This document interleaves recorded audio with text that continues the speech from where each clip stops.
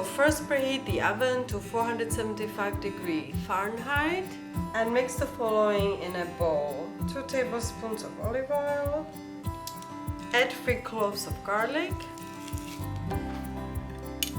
and rinse and chop a bunch of Italian parsley.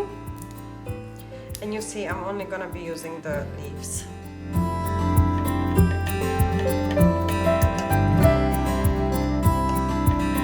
So add the parsley to the bowl with the olive oil and garlic. Now put the mixture on your roasting pan and just spread it at the bottom.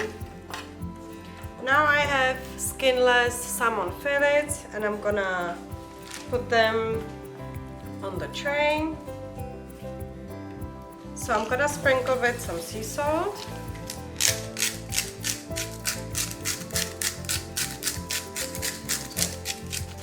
black pepper, and I'm also going to sprinkle a few leaves of fresh rosemary.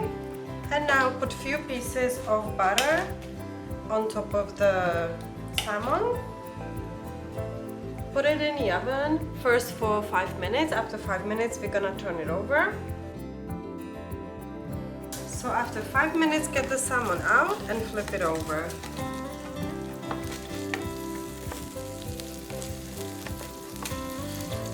Add just a little bit more salt on this side, a little bit more pepper, and put it back for another 5 minutes.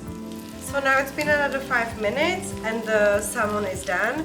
So this is it, my salmon baked with garlic and some parsley. You see it's very easy, only takes a few minutes. Today I'm serving the salmon with my puree made of red potatoes and green peas. If you want to see the recipe for this side dish, I'm gonna put it on my channel as well. And thank you so much for watching, have a great day and see you next time.